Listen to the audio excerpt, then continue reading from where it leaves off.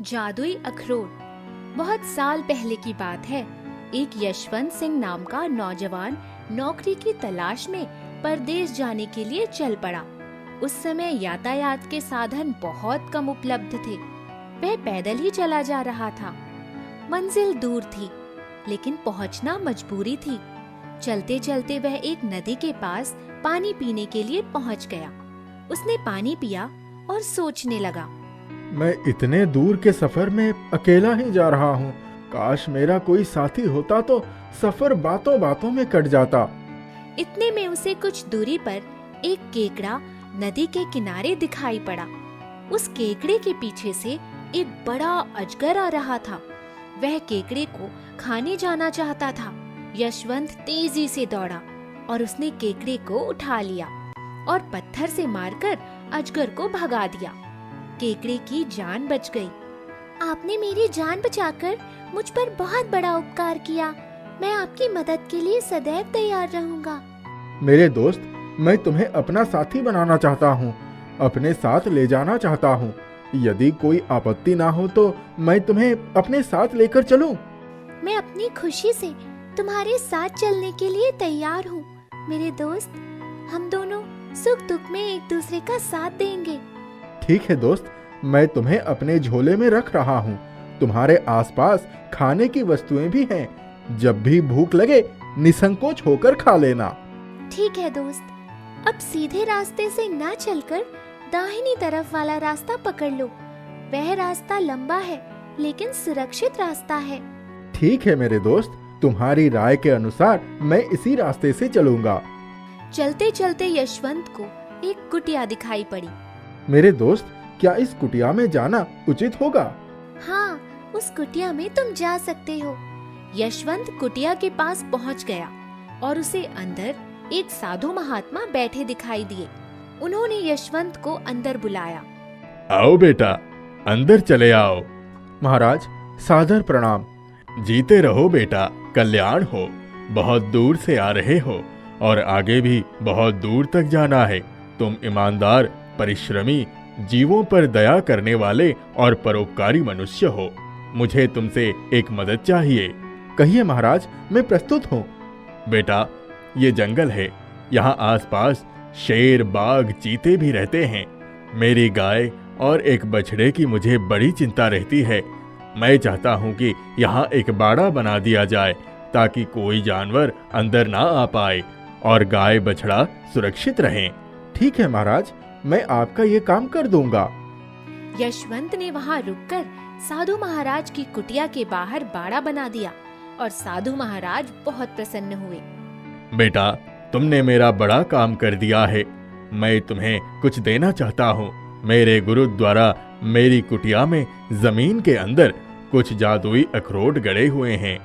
वो कहाँ है इसकी मुझे सही जानकारी नहीं है। तुम खुदाई करके उसका पता लगा लो और अगर वे अखरोट मिल गया तो तुम्हारी किस्मत संवर जाएगी।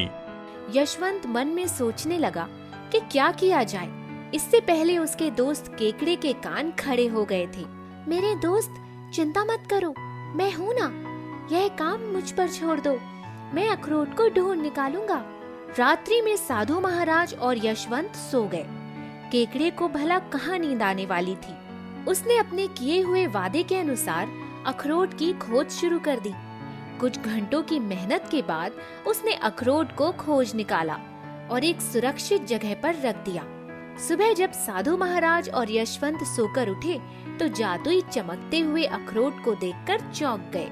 यशवंत बेटा, तुम सचमुच बहुत भाग्यशाली हो। ये केकड़ा सचमुच तुम्हारा जिगरी दोस्त है। आज तक मैंने भी इस अखरोट को नहीं पा सका था। ये बहुत चमत्कारी है। ये कल्प वृक्ष की तरह फल देता है। ये तुम्हारी कल्पना को साकार कर देगा। ये एक जादुई अखरोट लेकर तुम अपने पास रख लो और अपने सफर को आसान बनाओ। यशवंत ने साधु महाराज को दंडवत प्रणाम किया और अपने दोस्त केकड़े के साथ परदेश के सफर के लिए निकल पड़ा। बहुत दूर चलने के बाद वे एक पेड़ के नीचे रुके। मुझे बहुत भूख लगी है और केकड़ा भाई, तुम्हें भी लगी होगी। काश इस जंगल में कोई हमें मनपसंद खाना खिला देता तो कितना मजा आ जाता। झोले के अंदर से जादुई अखरोट ने कमाल दिखाया और सजा हुआ खाना सामने आया। ओहो, मजा आ गया, जादुई अखरोट ने खाना दे दिया। आओ दोस्त, दोनों जन मिलकर खाते हैं, इसके बाद आगे की सोचेंगे। पहले पेट पूजा फिर काम दूजा।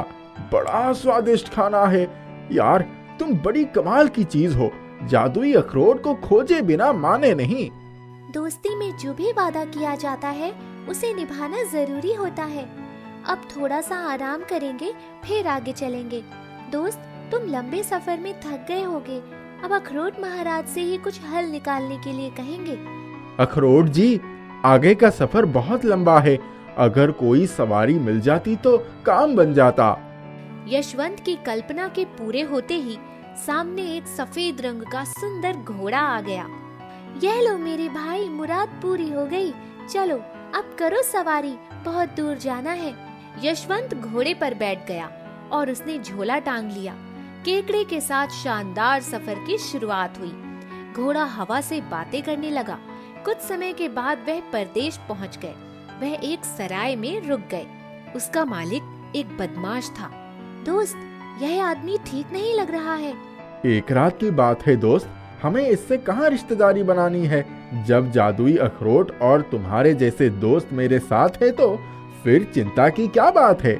सराय मालिक ने यशवंत को अच्छा खाना खिलाया और एक कमरे में सोने की व्यवस्था कर दी। साहब, आप जाकर आराम कीजिए, किसी चीज की आवश्यकता होगी तो हमें याद कीजिए। ठीक है, धन्यवाद। सराय मालिक वहाँ से चला गया और यशवंत खाट के ऊपर जाकर लेटने जा ही रहा था कि केकड़े ने उसे रोक दिया। दोस्त, रुक जाओ, चादर को ऊपर उठाओ। अरे यार, नींद लगी है, तुम कह रहे हो चादर ऊपर उठाओ। उठाओ तो सही। यशवंत ने जैसे ही बिस्तर की चादर उठाई, उसका कलेजा कांप गया। चादर के नीचे लोहे की कई नुकीली कांटें थीं। उन कांटों पर जहर लगा था। उस पर जो भी सोता उसकी मृत्यु हो जाती। अरे बाप रे, इतना बड़ा धोखा, हम लोग तो गलत जगह फंस गए हैं। जादुई अखरोट, हमें यहाँ से बचाओ। यशवंत को आश्चर्य हुआ कि कोई भी हरकत नहीं हुई।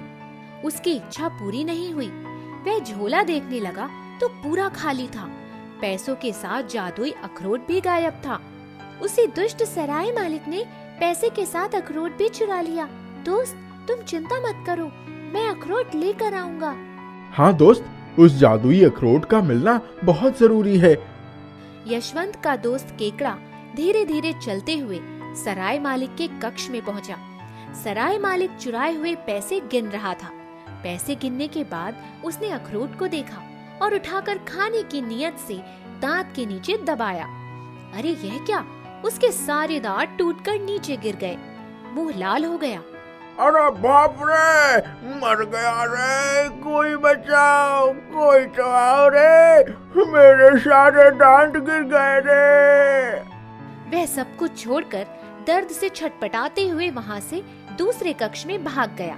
तुरंत केकड़े ने जादुई अखरोट को उठा लिया और अपने दोस्त यशवंत के पास आ गया। दोस्त, सराय मालिक का बुरा हाल है, उसके सारे दांत टूट गए और वह भाग गया। अब हमें यहाँ से चल देना चाहिए। जादुई अखरोट, हमारे पैसे हमारे पास दे दो और हमें यहाँ से सुरक्षित निकाल दो। उसी समय यशवंत अपने केकड़ा दोस्त के साथ जादुई अखरोट को लिए बाहर सुरक्षित स्थान पर पहुँच गया। वे एक राजमहल के प्रांगण में थे। एक राज्य कर्मचारी यशवंत के पास आया। आप दूसरे देश से आए हैं? हाँ, मैं एक परदेसी हूँ। आप हमारी राजकुमारी को ठीक कर दें, आपको मुंह मांगी इनाम दिया जाएगा और आपकी राजकुमारी के साथ शादी भी हो जाएगी। मैं तो... केकड़ा बीच में ही बोल पड़ा। दोस्त, हामी भर दो, राजकुमारी ठीक हो जाएगी, अखरोट है ना? हाँ हाँ, मैं राजकुमारी का इलाज करूँगा। आइए, चलिए मेरे साथ। कर्मचारी यशवंत को लेकर राजकुमारी के कक्ष में पहुंचा। राजकुमारी पलंग पर लेटी थी। यशवंत ने अपनी जादुई अखरोट को फिर से पुकारा। अखरोट प्यारे, राजकुमारी को ठीक कर दो, इनकी बीमारी को भगा दो। उसी क्षण चमत्कार हुआ। राजकुमारी भली चंगी हो गई और राजा बहुत खुश हुआ। उन्होंने तुरंत ही यशवंत का हाथ चूम लिया। राजकुमारी भी यशवंत पर मोहित हो गई। राजा ने राजकुमारी के साथ यशवंत का विवाह करवा दिया और उसे अपना आधा राज्य दे दिया। यशवंत, राजकुमारी और केकड़ा सुखपूर्वक रहने लगे। जादुई नींबू। एक गांव में सिकंदर नाम का एक परिश्रमी और ईमानदार शरबत बेचने वाला अपनी पत्नी शोभा के साथ रहता था। वह अपने गांव के पास बाजार के नुक्कड़ पर अपना ठेला लगाकर ठंडा शरबत बेचा करता था। वह अमीर गरीब सबको शरबत पिलाता था। अगर किसी गरीब के पास पैसे ना भी हों तो वह उसे मुफ्त में पिला देता था। ओ भैया, ओ बाबू, ठंडा शरबत पी के जाओ, गर्मी में प्यास बुझाओ। सिकंदर भैया, पिला दो, जरा नींबू ज्यादा डालना। ये लो, पी लो, स्वादिष्ट लगे तो पैसे देना। रोज ताजी नींबू तोड़ कर लाता हूँ, ठंडा ताजा शरबत बनाता हूँ। आहा, मजा आ गया भाई, एक गिलास और पिला दो। इस तरह सिकंदर की शरबत की दुकान चल रही थी। उसका और उसके परिवार का गुजारा हो रहा था। एक दिन सवेरे सिकंदर जब अपने नींबू के पेड़ के पास पहुंचा तो उसने देखा पूरा नींबू फल रहित दिखाई पड़ रहा है।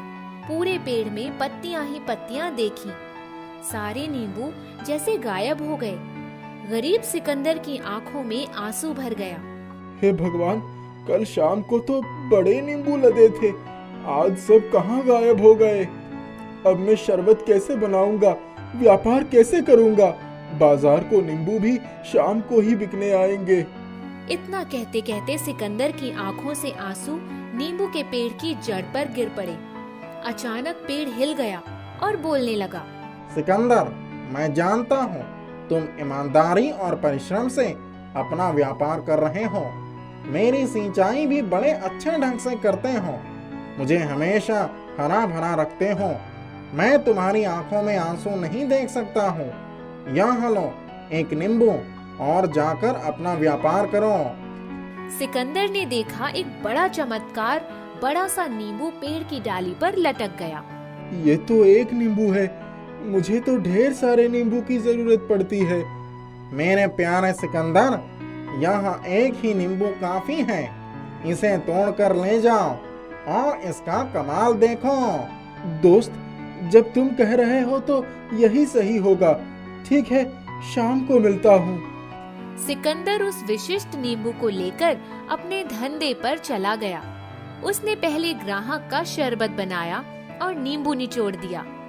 ग्राहक ने उसे बड़े प्यार से पिया। अरे वाह सिकंदर भाई, क्या शिकंजी बनाई। इतनी स्वादिष्ट शिकंजी मैंने मेरे जीवन में कभी नहीं पी है। सच सच बताओ, इसमें क्या डाला तुमने। पानी, चीनी, बर्फ और इसी नींबू का रस मिलाया है भाई। सिकंदर ने जब नींबू की तरफ देखा तो हैरान हो गया। ऐसा लगा जैसे किसी ने नींबू में फिर से रस भर दिया हो। उसने उस नींबू को जितनी बार निचोड़ा उतनी बार वह फिर से रस से भरता गया। अरे ये कैसा जादू है, नींबू का रस खत्म होने का नाम ही नहीं ले रहा है। जरा इसके शरबत का स्वाद मैं भी तो चक्कर देखूं।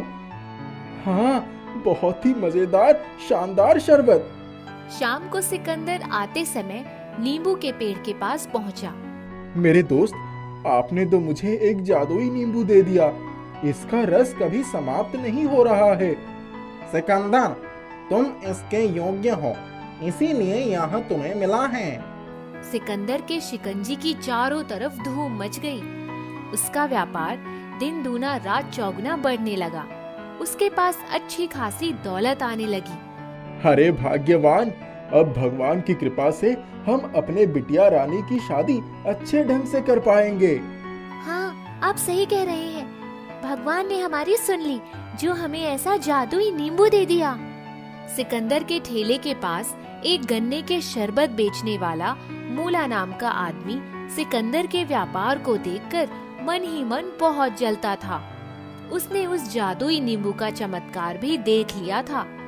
वह मन में सोचने लगा कि अगर मैं नींबू चुराकर इसे नष्ट कर दूं, तो सिकंदर का व्यापार लुढ़क जाएगा और मेरा व्यापार सुधर जाएगा।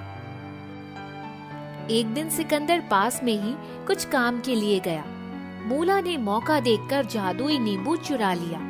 उसने चाकू लेकर उसे काटने की कोशिश की, लेकिन यह क्या, नींबू उछलने लगा। मूला उसे पकड़ने की कोशिश करता और नींबू फिर से उछल जाता। अरे ओ नींबू, रुक जा, वरना कभी नहीं उछल पाएगा। मेरे चाकू के वार से टुकड़े टुकड़े हो जाएगा। नींबू हवा में उड़कर मूला के सर पर टन टनाटन टन वार करने लगा। मूला लगातार मार खाकर बुरी तरह से जख्मी हो गया। अंत में नींबू गायब हो गया। मूला ने पलटकर जब अपनी दुकान देखी तो सारी ईखें गायब दिखाई पड़ी। अरे बाप रे, मर गया भाई। उधर नींबू ने मेरी पिटाई कर दी और इधर किसी ने हाथ की सफाई कर दी। मेरी सारी दुकान साफ हो गई। अरे मेरा धंधा बंद हो गया और सिकंदर की शिकंजी खूब बिक रही है। ऐसा लगता है कि नींबू ने मेरी पिटाई करने के बाद फिर से सिकंदर से मिताई कर ली। अरे बाप रे, मेरी ऐसी कुटाई कभी नहीं हुई थी। क्या हुआ मूला भाई, किसने कर दी तुम्हारी कुटाई? आज तुम्हारी ईंखें कहाँ चली गई? दुकान बंद कर रहे हो क्या? तुम्हारे इतने सारे सवालों का जवाब देने में मेरा दिमाग चकरा रहा है। मेरे पूरे शरीर में दर्द है और बुखार आ रहा है। इतने में जादुई नींबू बोल उठा। ये मूला अपनी गंदी नियत का फल पा रहा है। मुझे नष्ट करने चला था, अब खुद आंसू बहा रहा है। अरे नींबू भाई, इसे माफ कर दो। अब यह ऐसी गलती कभी नहीं करेगा। क्यों मूला भाई? अरे अब मेरी क्या मजाल जो मैं ऐसी गलती करने के बारे में सोचूं भी।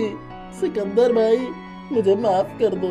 मैंने ईर्ष्या के कारण तुम्हारा बुरा चाहा, लेकिन मेरा ही बुरा हो गया।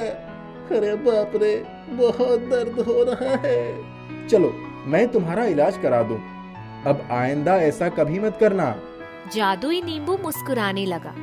सिकंदर शिकंजी बनाने लगा। जादुई नींबू ने सिकंदर का हमेशा साथ दिया और सिकंदर की दुनिया खुशहाल हो गई।